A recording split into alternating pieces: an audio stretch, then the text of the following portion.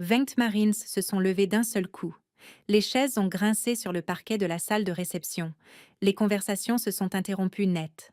Le quatuor à cordes a hésité, puis s'est tu. C'est alors qu'une voix a retenti à travers la pièce.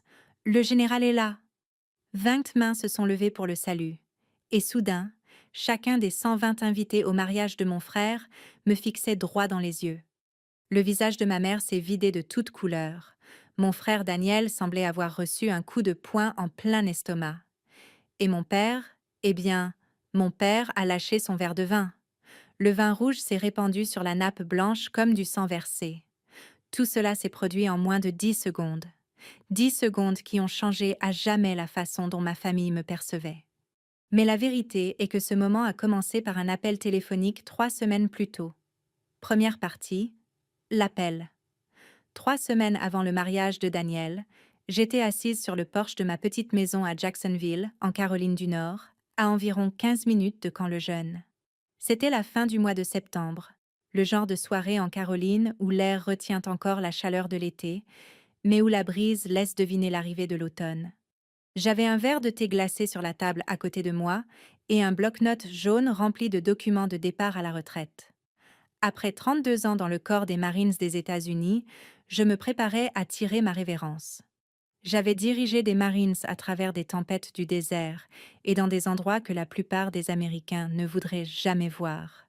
Mais la paperasse était peut-être la mission la plus difficile de toutes. C'est là que mon téléphone a sonné.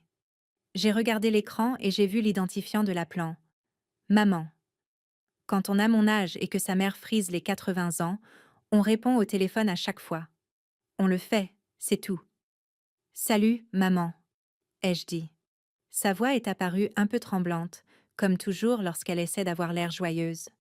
Margaret, ma chérie, comment vas-tu? Elle m'appelle toujours Margaret. Les Marines m'appellent Général Carter, mais pour ma mère, je serai toujours Margaret. Ça va? Lui ai-je répondu. Je suis juste submergée par les papiers de la retraite. Eh bien, tu as toujours aimé la paperasse, a-t-elle dit. Cela m'a fait rire.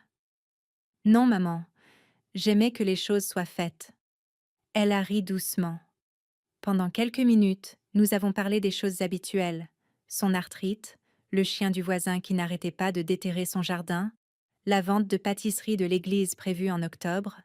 Une vie normale, le genre de vie qui me manquait plus souvent que je ne veux l'admettre. Puis sa voix a changé. Elle est devenue plus basse. Margaret, a-t-elle dit lentement. Je voulais te parler du mariage de Daniel. Mon jeune frère Daniel, l'enfant chéri de la famille, celui qui était resté dans l'Ohio, celui qui gérait la quincaillerie de papa, celui qui n'était jamais parti de la maison. Bien sûr, ai-je répondu. J'ai déjà réservé mon vol. Oh, c'est bien, a-t-elle répliqué. Nous sommes tous si impatients que tu viennes. Il y a eu une pause, une longue pause. 32 ans chez les Marines vous apprennent à reconnaître l'hésitation. Quelque chose se préparait. Je me suis adossée à ma chaise. Qu'est-ce qu'il y a, maman? Eh bien, a-t-elle commencé. Une autre pause, puis elle a lâché. Ma chérie, Daniel se demandait si, peut-être, tu pourrais ne pas porter ton uniforme. Pendant une seconde, j'ai cru avoir mal entendu. Mon uniforme? Oui. Le porche est devenu silencieux, à l'exception du chant des cigales. Pourquoi? Ai-je demandé. Eh bien, a-t-elle repris en étirant le mot. C'est juste que Daniel et Émilie prévoient un mariage très élégant dans un domaine viticole. Il y aura beaucoup d'amis d'Émilie qui viennent de la ville. J'ai attendu. Puis elle a prononcé les mots dont je me souviens encore parfaitement. Il pensait simplement que des soldats pourraient nous mettre les gens mal à l'aise. Soldats. Le mot est resté suspendu dans l'air comme de la fumée. J'ai pris une lente gorgée de mon thé. Maman, ai-je dit avec précaution. Je n'emmène pas une section entière.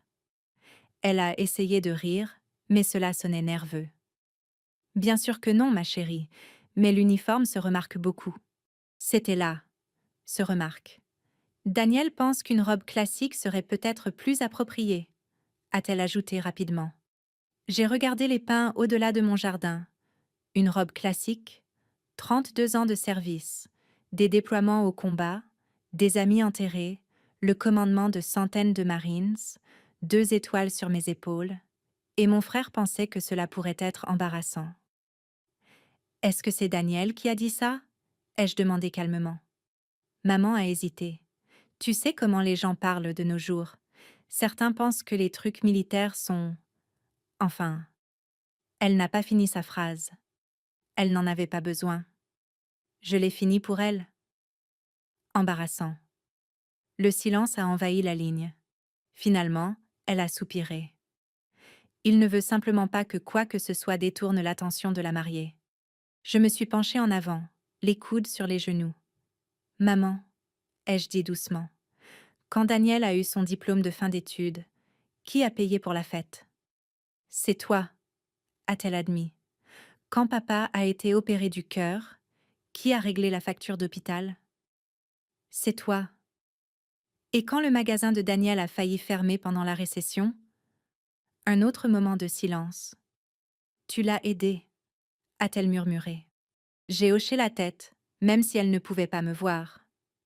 Je n'ai pas fait ces choses en portant une robe. Encore du silence. Puis ma mère a dit quelque chose qui m'a surprise. Margaret, parfois les gens ne comprennent tout simplement pas ta vie. Sa voix n'était pas accusatrice. Elle était fatiguée, vieille et peut-être un peu honteuse. J'ai baissé les yeux vers le bloc-notes sur la table. Mes papiers de retraite, la fin d'une vie que la plupart des gens ne comprennent jamais vraiment.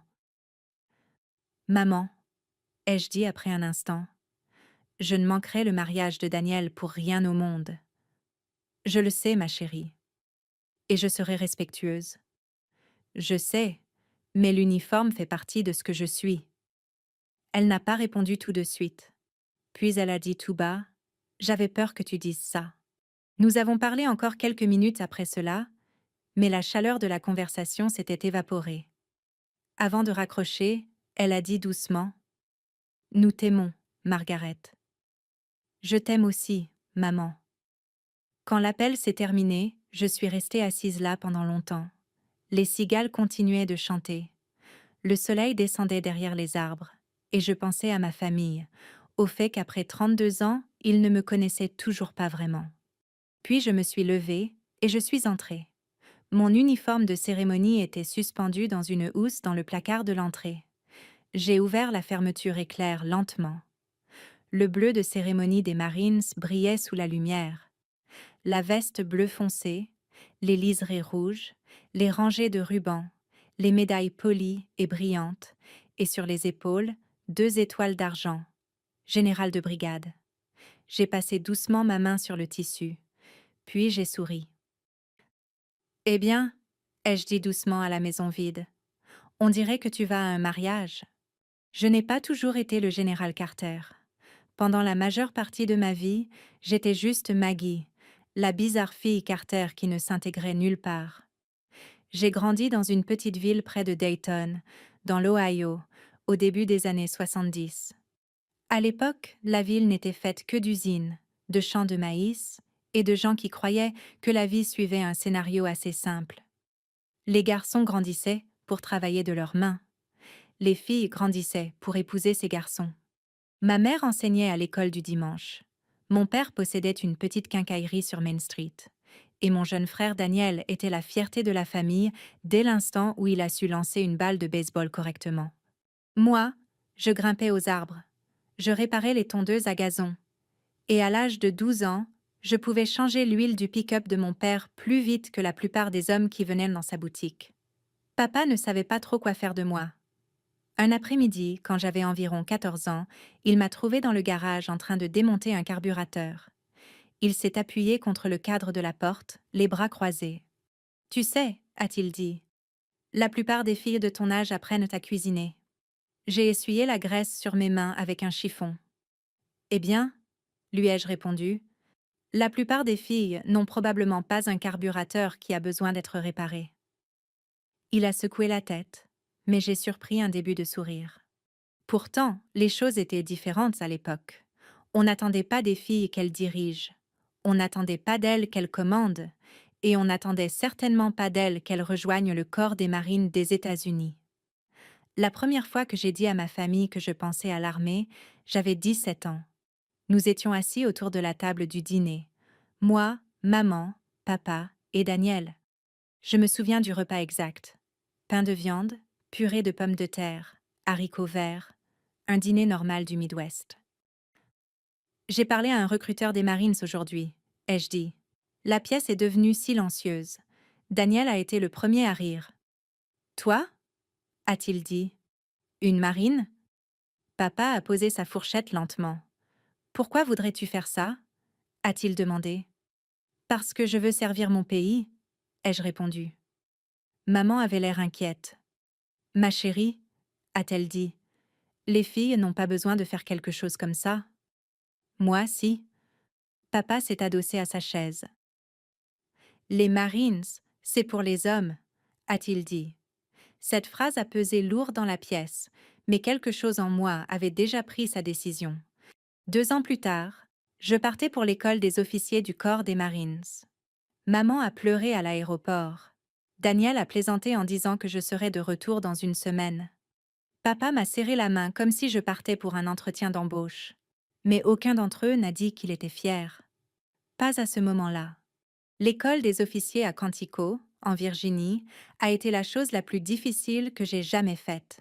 Et je le dis littéralement. L'entraînement physique à lui seul a brisé la moitié des candidats qui se sont présentés. De longues courses dans la boue de Virginie, des parcours d'obstacles, des exercices de leadership où chaque erreur était amplifiée. Et pour une jeune femme à la fin des années 80, il y avait une difficulté supplémentaire. Certaines personnes pensaient que je n'avais pas ma place là-bas. Certains le disaient tout haut. Je me souviens d'un instructeur regardant notre section le premier jour. Il s'est arrêté devant moi. « Vous avez intérêt à être 2 fois meilleur que tous les autres ici, » a-t-il dit, parce que la moitié d'entre eux pensent déjà que vous ne devriez pas y être. Il n'essayait pas de me décourager. Il disait la vérité. Alors, j'ai travaillé 2 fois plus dur, puis 3 fois plus dur. J'ai couru jusqu'à ce que mes poumons me brûlent. J'ai étudié jusqu'à minuit, j'ai dirigé chaque exercice comme si ma carrière en dépendait. Parce que c'était le cas. Le jour où j'ai obtenu mon diplôme de sous-lieutenant dans le corps des Marines des États-Unis, j'ai appelé à la maison. Maman a répondu. « Oh, Margaret, a-t-elle dit. C'est gentil. » Gentil. C'était le mot. Papa a pris le téléphone ensuite.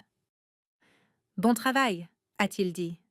Bref, poli, mais distant. Daniel n'a presque rien dit du tout. « Tu fais toujours ce truc militaire ?» a-t-il demandé. « Oui, lui ai-je répondu. »« D'accord alors, » a-t-il répliqué. La vie a suivi son cours.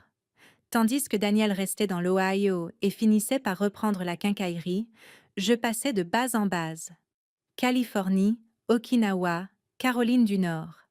J'ai été déployée à l'étranger. J'ai appris à diriger des Marines dans des situations où les erreurs pouvaient coûter des vies.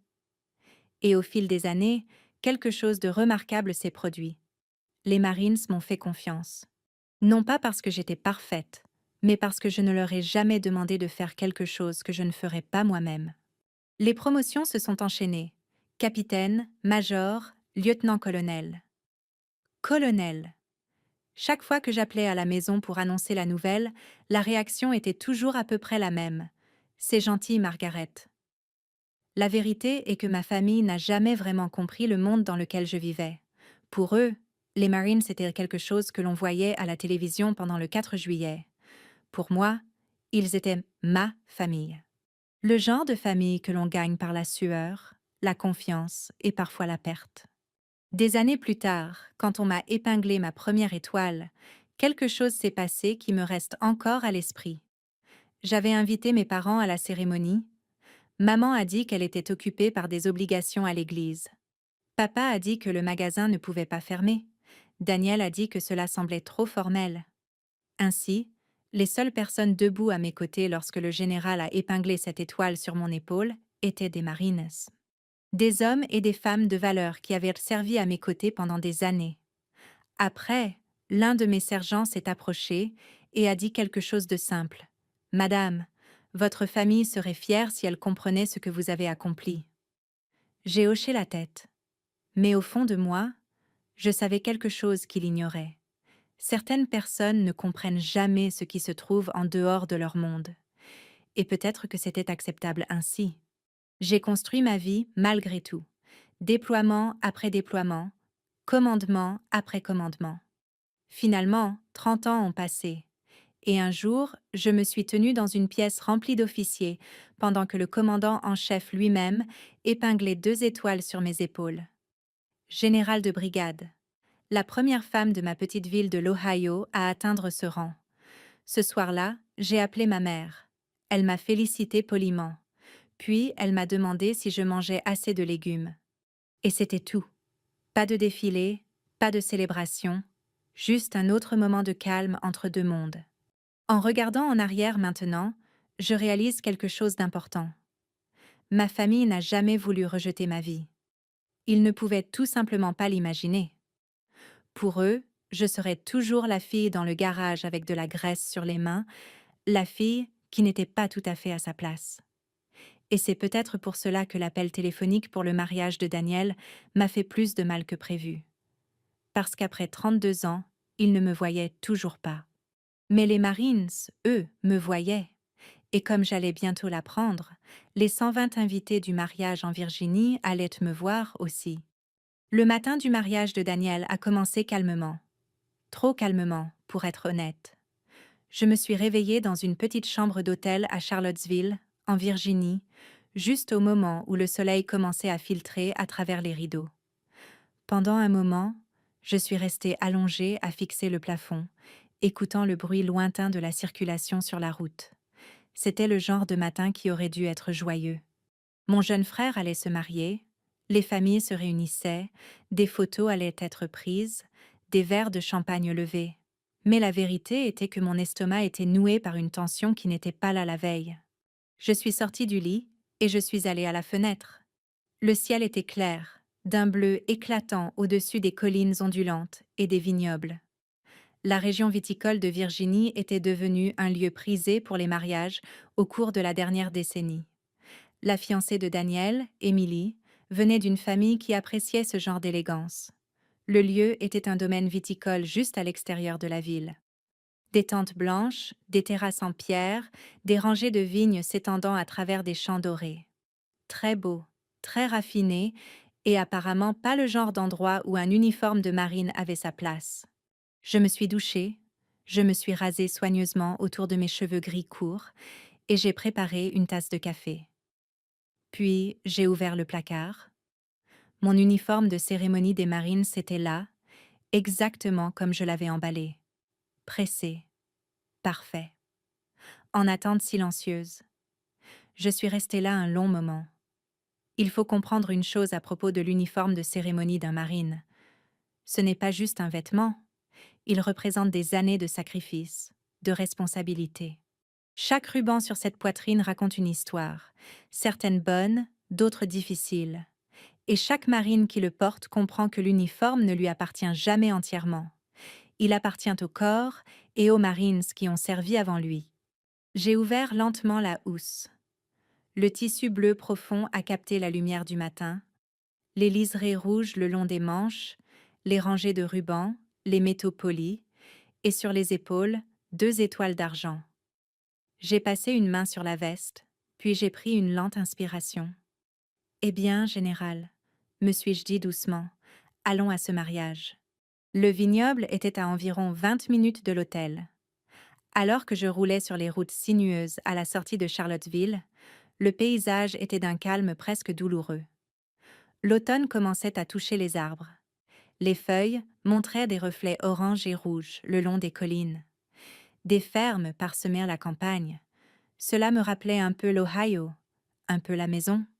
Quand je suis entrée sur le parking en gravier, je pouvais déjà voir les invités arriver. Des voitures de luxe, des gens habillés en costume et en robes de couleur pastel marchant vers le lieu de réception. Je me suis garée vers l'arrière. Pendant un instant, je suis simplement restée assise là, non pas nerveuse, mais consciente. Je suis sortie de la voiture et j'ai ajusté ma veste. L'uniforme de cérémonie se porte toujours comme une armure, ajustée, structurée, incomparable. J'ai placé ma casquette d'officier sous mon bras et je me suis dirigée vers l'entrée. La salle de réception commençait déjà à se remplir. Un long bâtiment en bois surplombant les vignes, des fleurs blanches décorèrent les tables. Une musique douce flottait dans l'air, provenant d'un petit quatuor à cordes près de l'entrée. Environ 120 invités, exactement comme sur la liste. Des membres de la famille, des amis, les parents d'Emily venus de New York, des associés. Quelques regards curieux m'ont suivi alors que j'entrais. Au début, c'était subtil. Un murmure ici, une pause dans une conversation là. Puis plus de têtes se sont tournées. Les uniformes militaires ont tendance à faire cet effet, surtout un uniforme de cérémonie des Marines, et surtout un uniforme avec 2 étoiles. Au moment où j'ai atteint le centre de la pièce, presque tout le monde m'avait remarqué. Les conversations se sont éteintes. Les murmures sont devenus plus forts. J'ai entendu quelqu'un dire tout bas « Est-ce que c'est un général ?» Une autre voix a répondu « Elle doit être dans l'armée. » À l'autre bout de la pièce, j'ai vu ma mère. Elle se tenait près d'une des tables, discutant avec les parents d'Émilie. Quand elle m'a vue, son visage s'est figé. Pas de la colère, pas exactement, quelque chose de plus proche de la panique. Elle s'est précipitée vers moi. « Margaret », a-t-elle dit à voix basse. « Tu l'as mis ?» J'ai eu un petit sourire. « Oui, maman. » Ses yeux parcourèrent la pièce nerveusement. « Eh bien, les gens regardent. » J'ai jeté un coup d'œil autour de moi. « C'est l'habitude, » ai-je dit. Elle a soupiré en baissant la voix. « Daniel ne va pas aimer ça. »« Je n'ai pas fait ça pour Daniel, » ai-je dit doucement. « Je suis venue pour la famille. » Cela a semblé la toucher. Elle n'a pas insisté, mais elle avait l'air inquiète. Puis j'ai vu Daniel. Mon jeune frère se tenait près du bar, discutant avec quelques garçons d'honneur. Quand ses yeux se sont posés sur moi, son expression a changé immédiatement. Surprise, puis irritation, puis autre chose, l'embarras. Il s'est approché rapidement. « Maggie, » a-t-il dit. Sa voix était tendue. « Tu as mis l'uniforme ?» ?»« Oui. »« Je pensais que nous en avions parlé. »« Non, » ai-je répondu calmement. « Maman en a parlé. » Sa mâchoire s'est contractée. « C'est censé être le jour d'Émilie. »« Et ce le sera. » »« Tu attires l'attention. » J'ai regardé autour de la pièce. Les invités murmuraient toujours, observaient. « Curieux, Daniel, » ai-je dit doucement. « Je suis juste debout ici. » Il a ouvert la bouche pour répondre. Et c'est alors que quelque chose d'inattendu s'est produit. À une table près du mur du fond, un homme a soudainement repoussé sa chaise. Il s'est levé rapidement. Il portait un costume sombre, mais je l'ai reconnu instantanément. Le sergent-chef Ramirez. Avant que Daniel ou moi ne puissions dire quoi que ce soit, un autre homme s'est levé, puis un autre, puis encore un autre. En quelques secondes, 20 Marines dispersés dans la pièce se sont mis debout. Certains étaient des invités, d'autres étaient des membres de la famille du côté d'Émilie. Certains étaient simplement des vétérans assistant au mariage. Mais chacun d'entre eux a reconnu l'uniforme, a reconnu le grade. Les chaises ont grincé bruyamment sur le plancher de bois.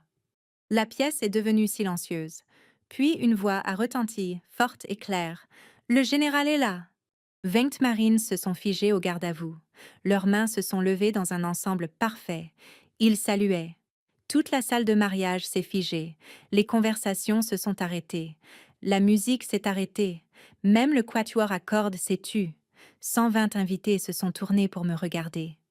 Le visage de Daniel est devenu livide. Ma mère est restée immobile. Et quelque part derrière nous, j'ai entendu le son incomparable d'un verre qui se brise. Mon père venait de lâcher son verre de vin. Et soudain, ma famille me voyait pour la première fois. Pendant quelques secondes, personne dans la pièce n'a bougé. 20 marines au garde-à-vous, bras levés pour le salut. La salle du vignoble était devenue complètement silencieuse. Même le vent à l'extérieur semblait marquer une pause contre les hautes fenêtres qui surplombèrent les rangées de vignes. Je me tenais là, au centre de la pièce, ma casquette d'officier sous le bras. Pour un marine, des moments comme celui-là ont un certain poids. Pas de la fierté exactement, mais de la responsabilité. Le salut ne m'était pas destiné personnellement. Il était pour le grade, pour l'uniforme, pour chaque marine qu'il avait porté avant moi. Pourtant, je pouvais sentir 120 paires d'yeux fixés sur moi. Le sergent-chef Ramirez était celui qui avait appelé la salle au garde à vous. Il se tenait droit comme un fusil, les yeux devant lui, la main tranchante au bord du front. J'en ai reconnu plusieurs autres aussi. Un sergent d'artillerie de Camp-le-Jeune, 2 capitaines que j'avais conseillés des années plus tôt, un adjudant-chef à la retraite aux cheveux d'argent qui avait autrefois commandé une unité logistique en Afghanistan. Je n'avais aucune idée qu'ils seraient ici, mais les Marines sont une façon d'apparaître là où on les attend le moins. J'ai légèrement déplacé mon poids et j'ai rendu le salut. Repos, ai-je dit calmement. 20 mains se sont abaissées d'un coup. Les Marines se sont détendues et se sont rassis lentement. Le moment avait duré peut-être 10 secondes, mais l'atmosphère dans la pièce était désormais complètement différente. Les invités murmuraient ouvertement. Quelques hommes plus âgés, des vétérans à en juger par leur allure, ont hoché la tête respectueusement vers moi. De l'autre côté de la pièce, mon frère Daniel semblait assommé. Son visage était devenu pâle, exactement comme dans mes souvenirs d'enfance quand il se faisait prendre à faire quelque chose qu'il ne devait pas. Ma mère se tenait à ses côtés, figée sur place. Et mon père? Mon père me regardait comme s'il ne m'avait jamais vu auparavant. Un serveur s'est précipité pour ramasser le verre de vin brisé près de ses pieds. J'ai ajusté ma veste et j'ai marché calmement vers un siège vide près du bord de la salle. La meilleure revanche est souvent silencieuse et la patience faisait partie de mon entraînement depuis 3 décennies. La cérémonie a commencé environ 20 minutes plus tard. Daniel et Émilie ont échangé leurs vœux sous une petite arche en bois à l'extérieur de la salle. Les collines du vignoble ondulaient derrière eux, brillant sous le soleil couchant. C'était un beau mariage. Émilie était radieuse. Daniel avait l'air nerveux. Je me suis assise tranquillement au dernier rang à côté de 2 Marines qui avaient participé au salut plus tôt. L'un d'eux s'est légèrement penché vers moi et a murmuré « Madame, je ne m'attendais pas à vous voir ici. » J'ai souri faiblement. « Moi non plus, capitaine. » Il a ri doucement. « Je suppose que les Marines sont partout. » C'était vrai. Peu importe où vous allez en Amérique, il y a de fortes chances qu'un vétéran se trouve quelque part à proximité. Parfois, ils se reconnaissent sans même se parler. Une posture, une coupe de cheveux, une façon de se tenir. La cérémonie s'est terminée sous les applaudissements. Les invités sont retournés à l'intérieur pour la réception. La musique a repris, le vin a été versé. La conversation a repris lentement, mais le ton avait changé. Les gens ne cessaient de jeter des coups d'œil vers moi. Pas les regards curieux de tout à l'heure. Quelque chose de différent. Du respect, de la curiosité, peut-être même un peu d'admiration. Un homme aux cheveux gris s'est approché de ma table le premier. Il portait un costume simple et marchait avec la raideur prudente de quelqu'un qui vivait avec de vieilles blessures depuis longtemps. « Excusez-moi, madame », a-t-il dit poliment. « Oui, monsieur. » Il a fait un signe de tête vers mon uniforme. « Vietnam », a-t-il dit doucement. « Première division de cavalerie. » Je me suis levée immédiatement et je lui ai serré la main. « Merci pour votre service. » Il a souri. « On dirait que vous vous en êtes bien sorti, vous aussi. » Nous avons discuté quelques minutes. Puis un autre invité s'est approché, et un autre. Certains étaient des vétérans, d'autres étaient simplement curieux. Une femme âgée m'a dit que son petit-fils venait de rejoindre les Marines. Un homme plus jeune m'a demandé ce que cela faisait de commander des troupes à l'étranger. Les conversations se sont succédées les unes après les autres. Rien de dramatique, juste des Américains qui discutent. Mais de l'autre côté de la pièce, j'ai remarqué quelque chose d'intéressant. Mon frère regardait. Chaque fois que quelqu'un s'approchait de ma table, ses yeux le suivaient. Au début, il avait l'air irrité, puis confus, puis pensif. Ma mère était assise à côté de lui, lui murmurant quelque chose de temps en temps. Mon père restait silencieux. Parfois, il me regardait, puis détournait les yeux comme s'il essayait de reconstituer une histoire qu'il n'avait jamais entendue. Plus tard dans la soirée, l'orchestre a commencé à jouer. Les couples se sont dirigés vers la piste de danse. Les rires ont de nouveau rempli la salle. La tension s'était apaisée. Je suis sortie sur la terrasse pour prendre un peu l'air. L'air du soir était frais. Les rangées de vignes s'étendaient dans la lumière déclinante. Et pendant un instant, je suis simplement restée là à profiter du calme. Puis, j'ai entendu des pas derrière moi. Je me suis retournée. Mon père se tenait sur le pas de la porte. Pendant un long moment, aucun de nous n'a parlé. Finalement, il a marché vers moi. Je ne savais pas, a-t-il dit. Sa voix semblait plus vieille que dans mes souvenirs. Savoir quoi? Ai-je demandé. Que tu étais général? J'ai hoché la tête légèrement. Je vous ai envoyé des lettres. Il s'est frotté l'arrière du cou, maladroitement. Je suppose que je n'ai pas fait attention. Nous sommes restés là à regarder le vignoble. J'ai toujours pensé que l'armée m'avait pris ma fille, a-t-il dit après un instant. Je n'ai pas répondu tout de suite. Puis, j'ai dit doucement. Elle ne m'a pas prise. Elle a fait de moi ce que je suis. Il a regardé les médailles sur ma poitrine, les rubans, les étoiles. Puis, il a hoché la tête lentement. Je le vois maintenant. À l'intérieur de la salle, les rires s'échappèrent par les portes ouvertes. La musique jouait. La vie continuait. Mais quelque chose entre mon père et moi avait basculé. Et la nuit était loin d'être terminée. La musique s'échappait sur la terrasse, douce et régulière. Un air de jazz lent. Mon père se tenait à mes côtés, les mains posées sur la rambarde en bois. Pendant un moment, aucun de nous n'a rien dit. Cela avait toujours été notre façon de faire. Quand j'étais enfant, mon père n'était pas un homme qui parlait beaucoup.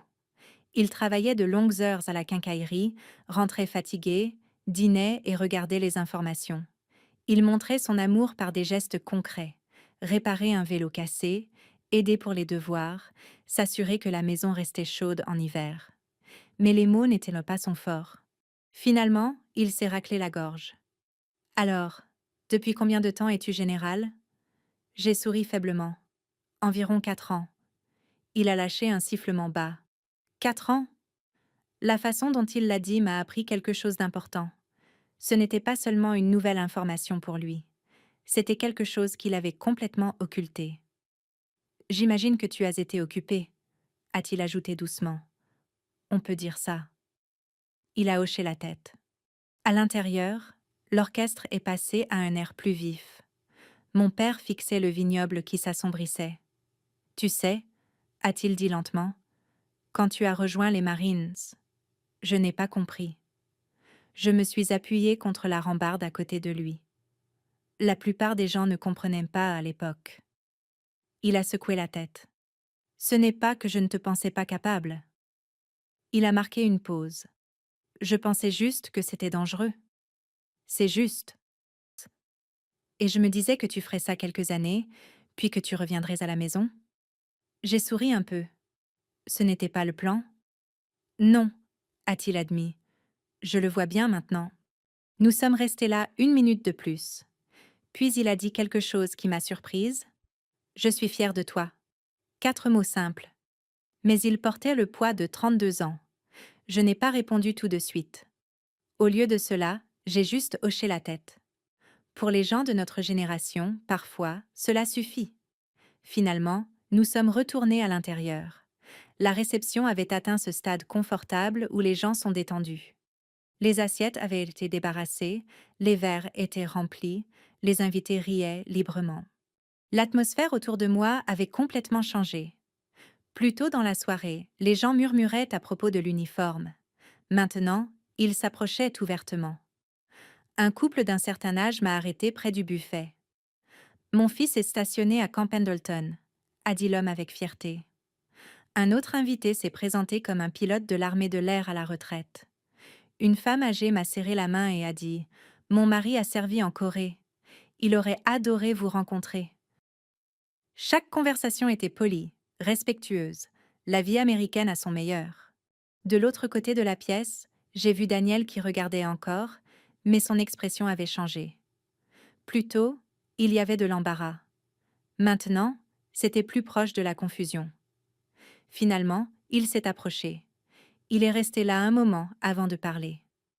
Maggie. Il a regardé mon uniforme, puis les Marines assis à proximité, puis m'a regardé. Tu ne m'as jamais dit que tu étais si haut placé. J'ai essayé, ai-je dit doucement. J'ai envoyé des lettres. Oui, il s'est frotté le front. J'imagine que je ne les ai pas lues très attentivement. Ça arrive. Pendant un instant, il a ressemblé au petit frère dont je me souvenais, l'enfant qui me suivait partout dans le jardin quand nous étions petits. Puis, il a soupiré. Tu as un peu volé la vedette ce soir. J'ai secoué la tête légèrement. Non, Daniel. Je suis juste entrée dans la pièce. Il y a réfléchi et, à son crédit, il a hoché la tête lentement. C'est vrai. Émilie nous a rejoints un instant plus tard. Elle avait entendu une partie de la conversation. Margaret, a-t-elle dit chaleureusement. Je veux juste dire que ton uniforme est magnifique. Merci. Mon grand-père a servi pendant la Seconde Guerre mondiale, a-t-elle continué. Il aurait adoré voir ça ce soir. Sa sincérité était évidente. Et j'ai réalisé quelque chose d'important à ce moment-là. L'embarras que mon frère craignait ne venait pas des inconnus. Il venait d'un malentendu. Les gens respectent le service lorsqu'ils le reconnaissent. Parfois, ils ont juste besoin d'une chance de le voir. Plus tard dans la soirée, l'orchestre a annoncé les dernières danses. Ma mère est finalement venue s'asseoir à côté de moi. Elle a étudié mon uniforme avec soin. « Tu as l'air très distinguée », a-t-elle dit doucement. « Merci, maman. » Elle a regardé à travers la pièce où les Marines riaient ensemble. Je n'avais pas réalisé qu'il y aurait autant de militaires ici. Les Marines ont tendance à se montrer là où on les attend le moins. Elle a ri doucement. Puis, elle a dit quelque chose de révélateur. « Je suppose que nous n'avons jamais posé assez de questions sur ta vie. »« Non, » ai-je acquiescé doucement. « Vous ne l'avez pas fait. » Elle a regardé la nappe. « Mais nous aurions dû. » J'ai posé ma main sur la sienne. Il n'est jamais trop tard. La nuit s'est terminée comme se terminent souvent les bons mariages américains. De la musique, des rires, des gens qui s'embrassent pour se dire au revoir. Pas de confrontation dramatique, pas de cris, juste de calme prise de conscience se propageant lentement dans une famille qui avait passé des années à mal comprendre l'un des siens. Et au final, c'était suffisant, parce que la vraie revanche n'était pas l'humiliation, c'était la compréhension, et parfois la compréhension prend du temps.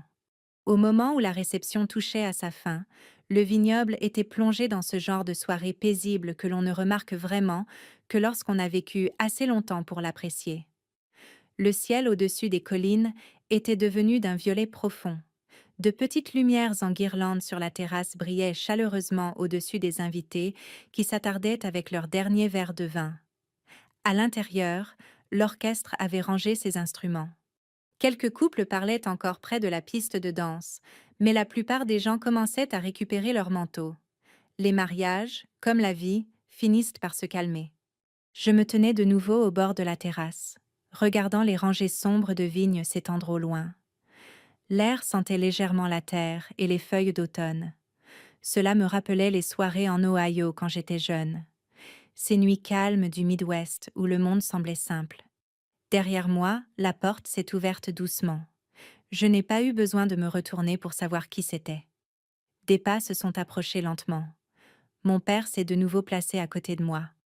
Pendant quelques secondes, nous sommes restés là, tout simplement. Puis il a parlé. « Tu sais, » a-t-il dit, « j'ai réfléchi à quelque chose ce soir. » J'ai jeté un coup d'œil.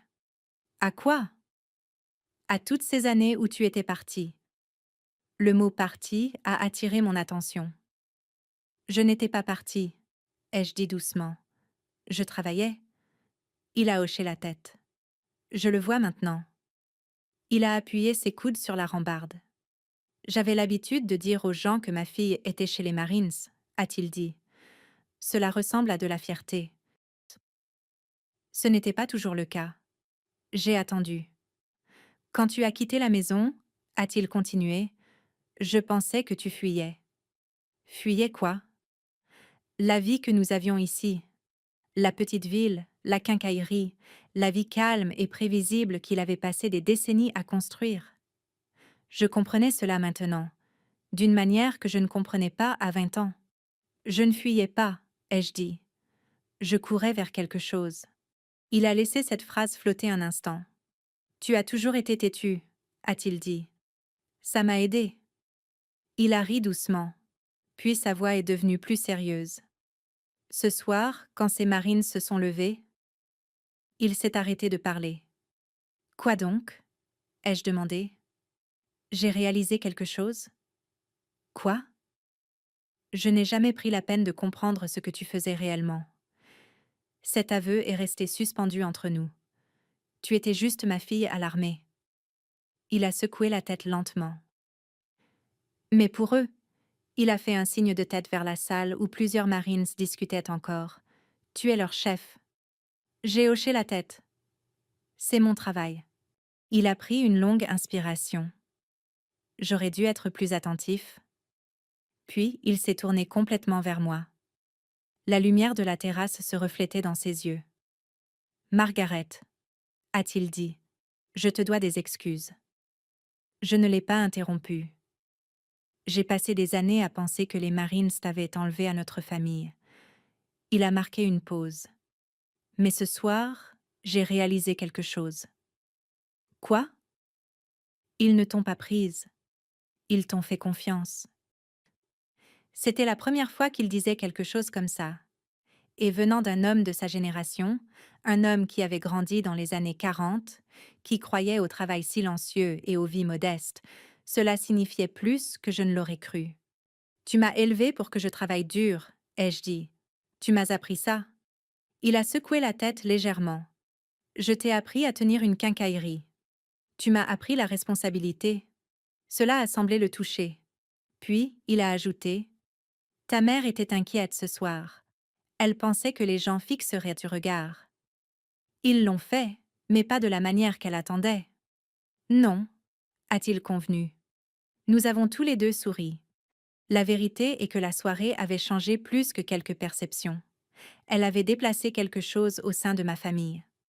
Pas de manière spectaculaire, pas comme dans les films. La vraie vie fonctionne rarement ainsi. Mais quelque chose de petit avait commencé à grandir. Du respect, de la compréhension, peut-être même de la fierté. Après un moment, mon père a tendu la main et a doucement tapoté les 2 étoiles sur mon épaule. Ça signifie quelque chose, n'est-ce pas? Oui. Difficile à obtenir? Très. Il a hoché la tête lentement.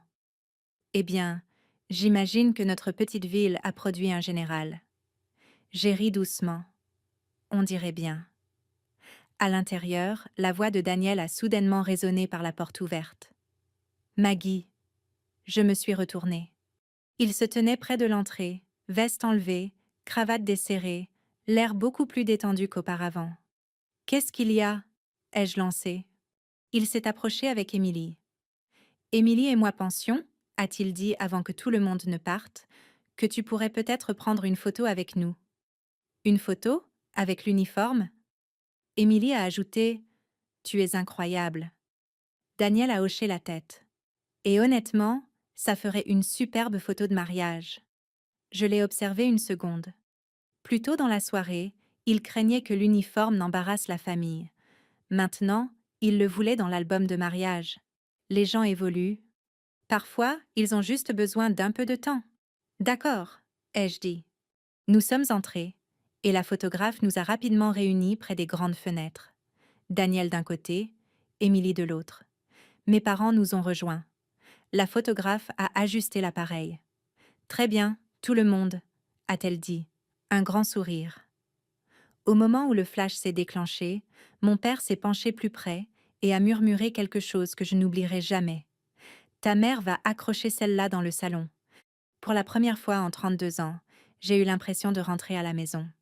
8 ans ont passé depuis ce mariage à Charlottesville. Le temps s'écoule différemment une fois passé 60 ans.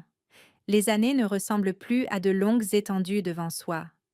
Elles commencent à ressembler à des pages déjà écrites dans un livre que l'on a fini de vivre.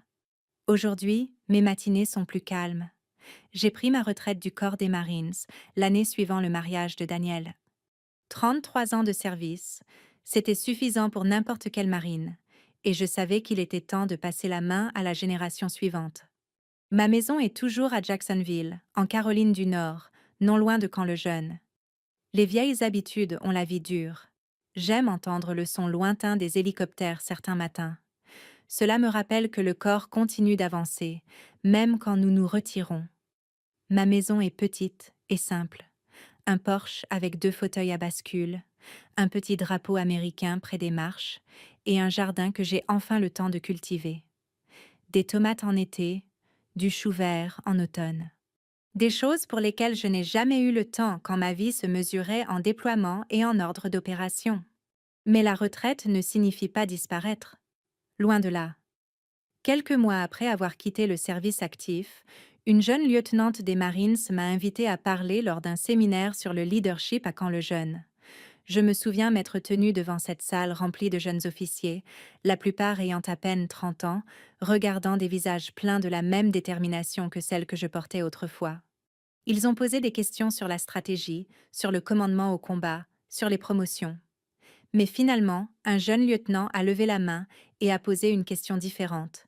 Madame, comment gérez-vous les gens qui ne comprennent pas votre engagement?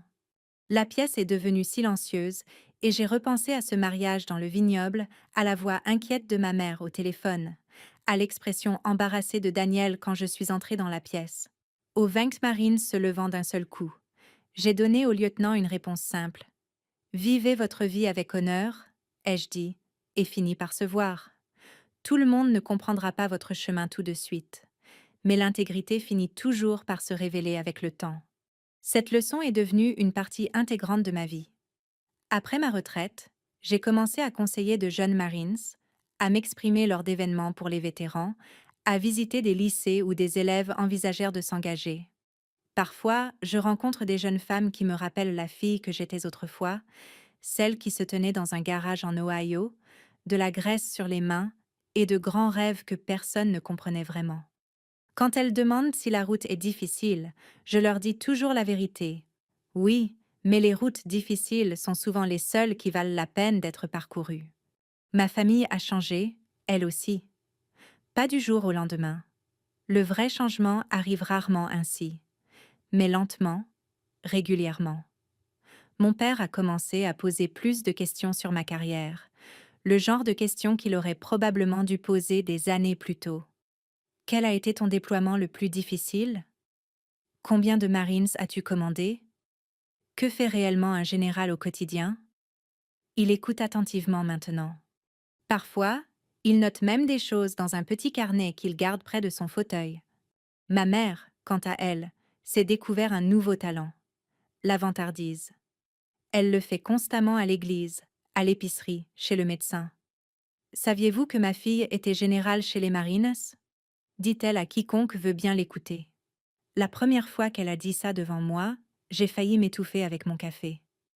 Daniel en rit aujourd'hui, et Daniel lui-même a changé plus que quiconque.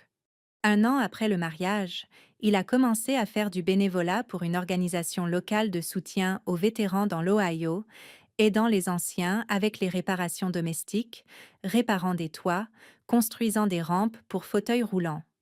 Il s'avère que l'enfant chéri de la famille avait un grand cœur depuis le début. Émilie dit que ce mariage a changé sa façon de percevoir l'engagement. Peut-être. Parfois, un seul moment suffit pour changer la perspective d'une personne. De nos jours, quand je vais dans l'Ohio, le salon de mes parents a une nouvelle décoration sur le mur. Une photo encadrée, prise par une photographe de mariage en Virginie. Daniel et Émilie se tiennent au centre, souriant. Ma mère et mon père à leur côté. Et je suis là, moi aussi, fière dans mon uniforme de cérémonie, 2 étoiles sur mes épaules. Les collines du vignoble derrière nous brillent dans la lumière du soir. Cette photo est accrochée juste au-dessus de la cheminée. Mon père m'a dit récemment que c'était la première chose que les visiteurs remarquaient en entrant. Et chaque fois que quelqu'un pose une question, ma mère prononce fièrement les mêmes mots. c'est notre fille. Pendant longtemps, j'ai cru que le respect devait être exigé, gagné par les accomplissements, par le grade, par la reconnaissance. Mais là, je vous apprends quelque chose de différent. Les plus grandes victoires dans la vie ne sont pas bruyantes, elles sont silencieuses.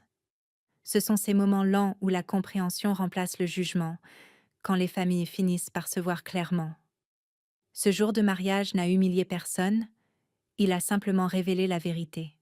Servir son pays n'est jamais embarrassant, c'est honorable. Et parfois, la meilleure des revanches n'est pas une revanche du tout. C'est de la patience, c'est de la dignité, c'est mener une vie si pleine d'intégrité que même les personnes qui doutaient de vous finissent par dire « Nous sommes fiers de toi ».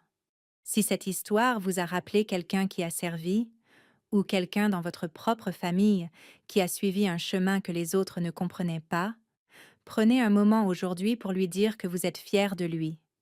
Ces mots comptent plus que vous ne l'imaginez, car chaque vie recèle une histoire qui mérite d'être racontée. Et parfois, les victoires les plus discrètes sont celles qui durent le plus longtemps.